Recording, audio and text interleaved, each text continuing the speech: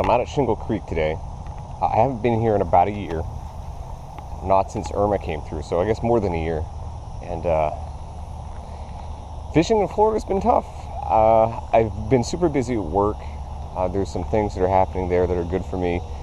But there's also a lot of stuff going on that's kept me out of the fishing areas in the early morning. And right now it's like 80 something and it's only 8:30. And the heat on the East Coast has been so bad. I even went up north these past couple weeks to see family and friends for a holiday and go to a wedding. And it was like 90 degrees up there. So even fishing up there was really bad. And I always do very well fishing up there. So the water's cleared up a lot here at Shingle Creek, which is good. But it's still pretty high, which is also good. I want the water to be high and I want it to be kind of clear. So today might be good fishing, today might be bad. It's a little stained. It's actually not that bad. It's usually crystal clear, but I'll take a little stained. First fish. Oh, little guy got off. So this is good. So hopefully we'll catch some bass today. Have a little bit of fun before the water gets too warm.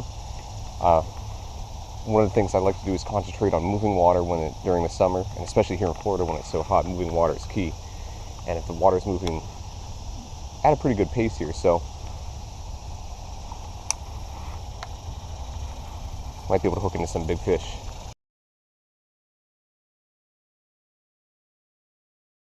It's a little gator right there, like probably a 2-footer. Just chilling. There's something to go right here.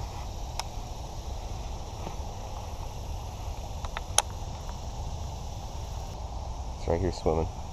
It's probably 2 feet long. There he goes.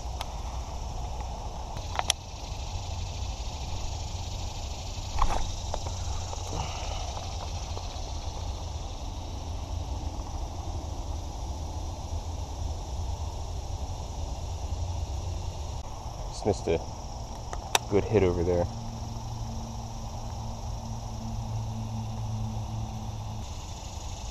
Felt like a decent fish.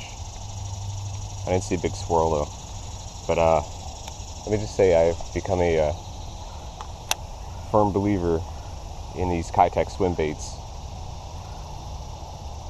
If the Senko is not producing, it's almost guaranteed that well, it's not guaranteed, but I've had great success with the Kitech swim baits when the Senko is not producing the way I want it to. So the trick now is to figure out exactly what has changed since I've been here last. Obviously when Irma swept through, this place was flooded. So a lot of the cover that I used to fish or was comfortable fishing is gone. So we have to figure out, what's changed, where these fish are holding up. I'm sure that the pockets and stuff are kind of the same, but for the most part, a lot of the laydowns and stuff that I used to fish here, they're gone. So it's figuring out exactly where these fish might be. And I don't know if I want to go south or north here. I probably want to go south.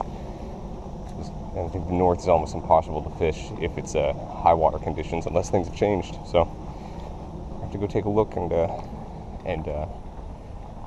figure out exactly what these fish are holding to now. So this is one of those places that used to be a big laydown. I'm pretty sure it's still kind of there, but I think a lot of the stuff that had gathered on top of it over time is gone. There's a pool back here. There's a gar right there. So this is turning out to be just a little bit more difficult than I was hoping. I had a couple good strikes, but nothing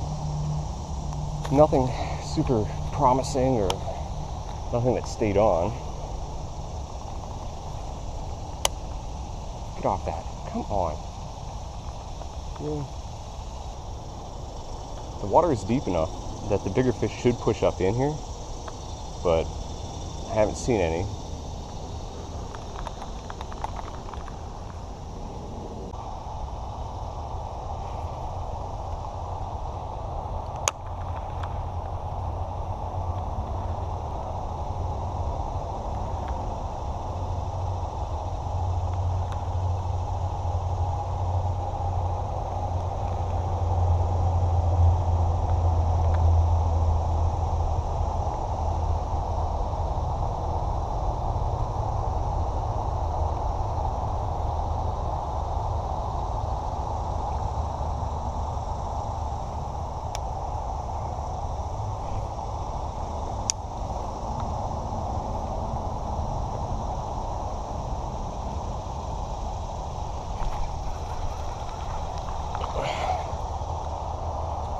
Oh, is he foul hooked?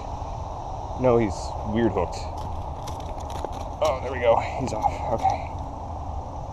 First fish of the day.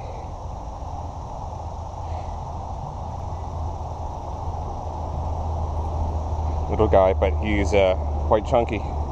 Pretty looking fish. Oh good, I'm rolling camera. I'm back in there. That's the first one.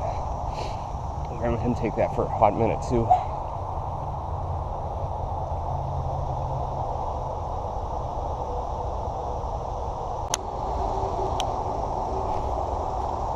Come on.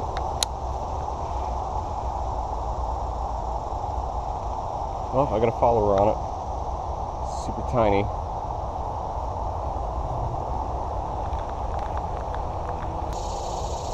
I'm honestly at the point where I don't want to give up because it's so hot and miserable. Guarantee these fish are probably the same. I guarantee this water is probably not cool at all. And it's probably colder than most of the surrounding lakes.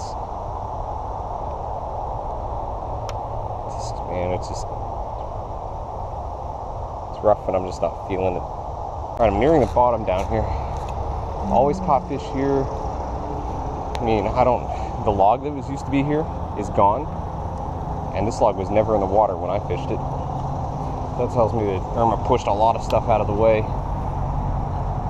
Completely changing the landscape here.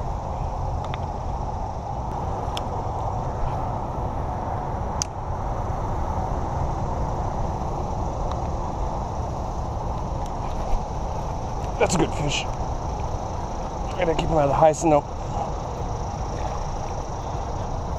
Come on, get out of that crap. No. You come here. I just gotta muscle him. Okay. There we go. That's more like Shingle Creek.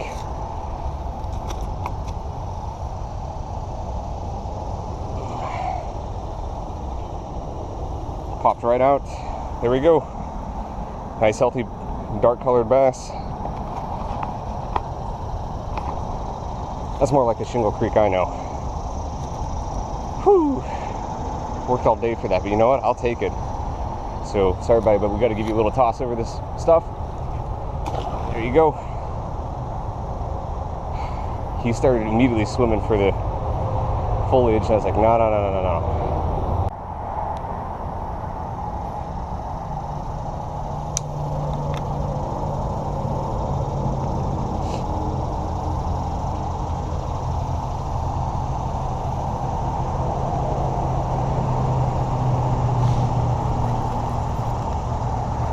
Another one.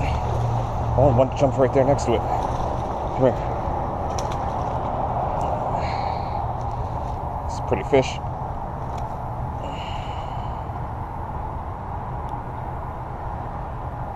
Another nice little Shingle Creek bass. He was a small gator, or there was another fish that jumped right there. Again on the Senko. The water here is... Get him in first. The water here is still a little bit higher than normally is. When I normally fish this, or when the conditions are a little bit better or lower, you can actually walk out almost to the edge of the weed line there. So the water's still up about 2 or 3 feet. Let's see if this fish will be interested in this high-tech, or if they just want dead floating stuff.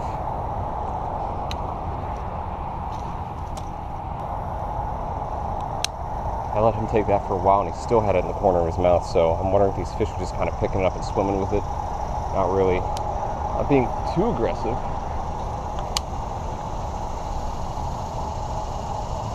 To give you an idea of what I'm doing, I'm right here off of 417, where it goes over top of Shingle Creek, and there's a place here where you get, it's not really two creeks, I think the water just kind of goes back up in there, and that will all flood if it gets super wet, but all I'm doing is I'm casting up into the main channel here and letting it drift down. I know there's a little edge right there where it gets a lot deeper. And I'm seeing if this fish will grab it. And I caught 2 off there so far, one up the top and one down here at the bottom. The water gets a lot deeper here. I'm talking like 5 or 6 feet. and I can't see the bottom anymore, but I know there used to be a couple logs here and one big down tree in the middle down here. But as you can see down here, this is all kind of dammed up right now, and that's from Irma.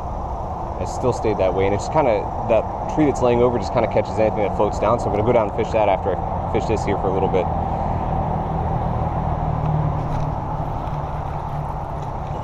It's another little guy. But these fish will pile up in here sometimes. And I've caught quite a few nice ones out of here.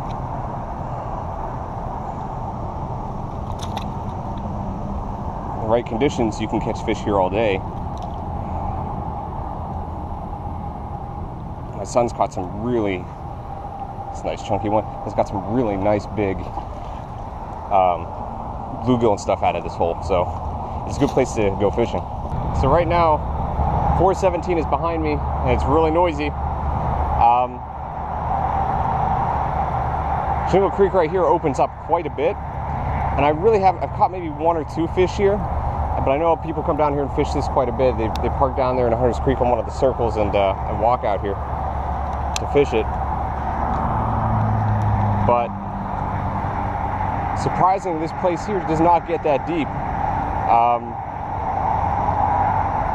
When the sun's hitting right and the water is clear, this place is maybe 4 or 5 feet deep the entire way across. I'm talking about all that area down there, and I'm going to go down and fish around the pylons of the bridge here in a second, but it doesn't get that deep.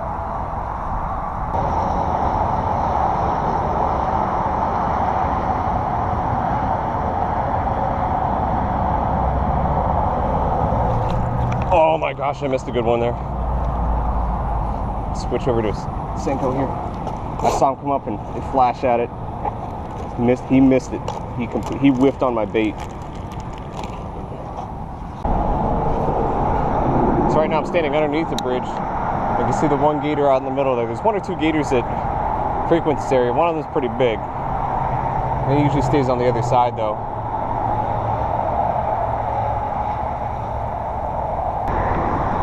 The breeze right here actually feels really good.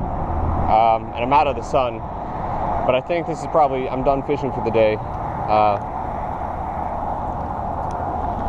gonna go back. I gotta build some stools for the wife, and then I gotta get ready for work this afternoon. But I know it's gonna get hotter, so is that a turtle, I think? Fishing in Florida in the summer, especially if you don't have a boat or a kayak or something to get out into deeper water where the fish will remain active, it gets kind of rough, but the best times to do it are early morning and late afternoon. And we just happened to get into a little group of fish over there, so I caught 3, I think 4 total today, so it's not a horrible day. It's just not like a fantastic day. I wish I would have caught them, continuously, but that's how it rolls sometimes. But I'm just happy that I caught 2 decent fish and 4 overall. So hopefully the summer will shape up to be a little bit better. Yeah, I got another one. It's a little guy, but he was out there underneath the bridge.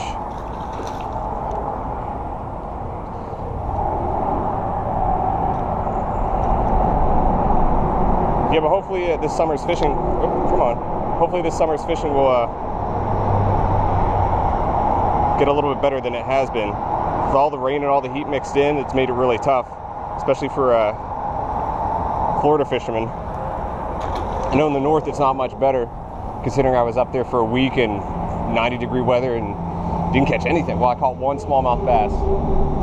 But I think that I'm going to call for now, head back. If I catch anything else, it'll be in the video. If not, I'll catch you in the next one. Sorry for the long break. I've just been busy at work. Fishing has been kind of rough, and overall, just had a lot going on that I need to take care of. So, catch you next one.